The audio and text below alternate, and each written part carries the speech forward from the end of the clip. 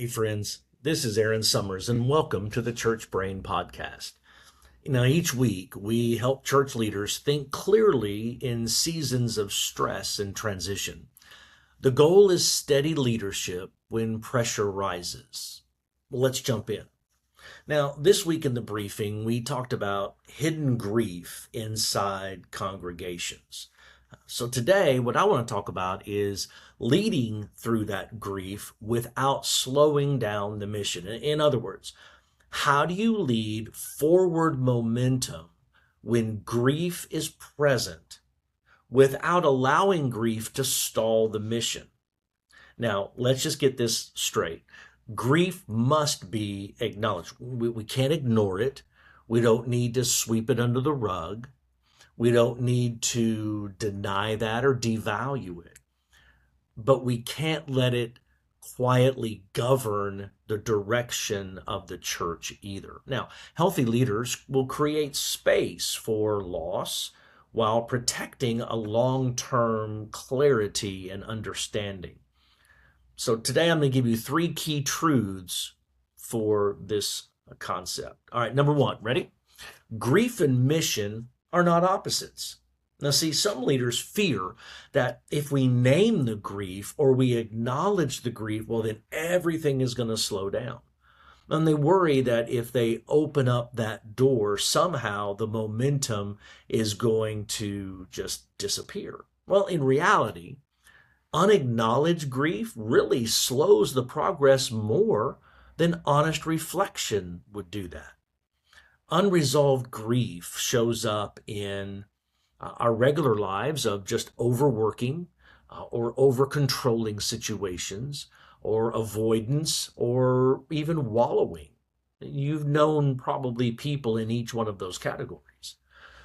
I worked with a church that had experienced significant staff turnover the last couple of years, and they kept launching new initiatives just to move past it. And yet every new effort, they struggled because members were still unsettled.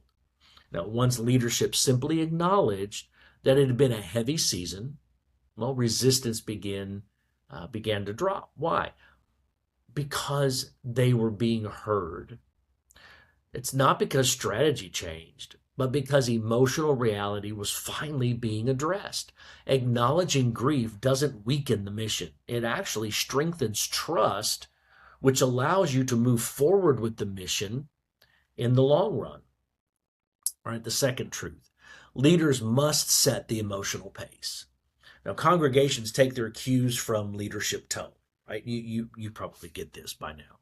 If leaders become anxious about grief, well, the church becomes anxious about grief, and so on. If you're stressed out, they're stressed out. But if you could be a person of peace, they can be a people of peace. If leaders overreact to emotional undercurrents, if you are reactionary instead of responsive, well, the church is going to sense this instability.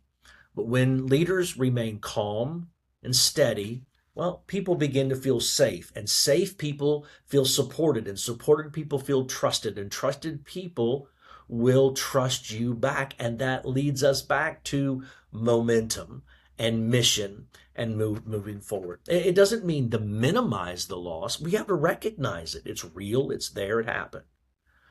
But it does mean refusing to let the emotional turbulence dictate structural decisions. In Scripture, when Israel longed for Egypt during the wilderness season, you remember those days, Moses didn't shame their fear. Now, he was frustrated by it, but he didn't shame their fear. But he also didn't go back to Egypt. He acknowledged the reality while continuing forward.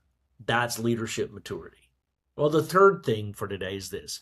Movement should be measured, not rushed. Now, this is probably the most important thing today. In grief seasons, speed often becomes that false solution. Let's just get back to normal. Let's just launch the next big thing. Let's prove that we are fine. But reactive acceleration produces fragile outcomes, whereas measured progress creates a confidence. It's slow and it's steady and like the turtle will win the race. For example, a church that loses long-standing volunteers may be tempted to immediately replace them with brand new programming. Fine, we can't do that, we'll do this. Well, the wiser approach may be to simplify temporarily, stabilize relationships, and then rebuild deliberately. Grief requires rhythm, not retreat. Where might your church need space to acknowledge loss? Where might you need to protect steady forward movement? Transition seasons will test leadership composure more than leadership creativity. If you remain calm, clear, and patient while others feel unsettled, you become the stabilizing force. You become the trusted voice. Grief doesn't have to derail the mission. When shepherded well, it will deepen maturity. Well, thanks for spending a few minutes with me today. If this episode was helpful, share it with another church leader who may be navigating a heavy, grieving season. And make sure you're subscribed to the Church Brain so you receive the weekly briefing and the podcast. Remember, God is already at work in your church, even in seasons of loss. See you later.